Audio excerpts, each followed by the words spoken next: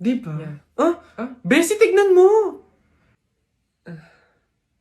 Girl, nasa mall ka, wala ka sa palengke. Ano ba yung suot mo? Wala ka bang taste? Walang style? Walang fashion?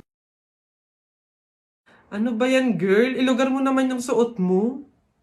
Baduy? Bakit hindi mo kami try gayahin, girl? Sosyalin, yayamanin, fashionista, ganyan. 2023 na, oh. Glow up naman, girl. Habol tayo. Or baka naman, Bessie, walang pambili. Mahirap siguro, ganun, poor. Alam mo, girl, madami dyang mga cheap store, yung mga ukay-ukay. Try mong tumingin sa mga ganon. Para naman maging maganda ka at maging presentable yung suot mo. Ano ba yan, Bessie? Wala bang tricycle dito or jeep man lang? Paulan na, oh.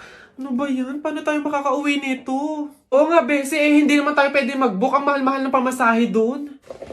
Oh, girls! Ay. Kayo yung nakasabay ko sa mall kanina, di ba? Anong ginagawa? Commuters ba kayo? Ay, kala ko naman kasi kung makapan-judge ko yung kanina. Naghihintay kayo dito na ng jeep, no? Tricycle?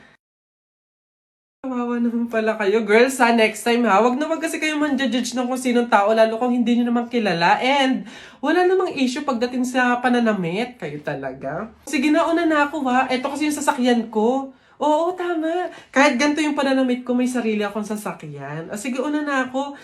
Wait, sa ganyang pananamit, magkukommute lang kayo. Gusto niyo sumabay? Pwede ba kahit saglit lang?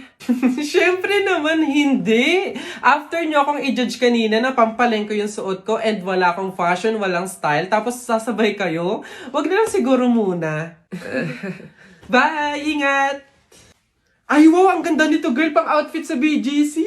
Buti 50 pesos lang! Eto nga, besi mo akong mayaman dito. Bigat. Oh! Hoy!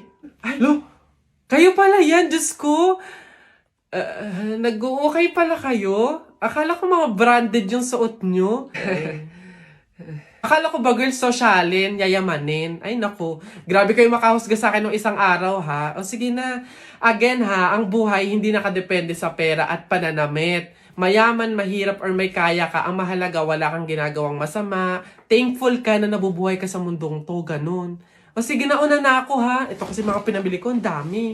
Ingat!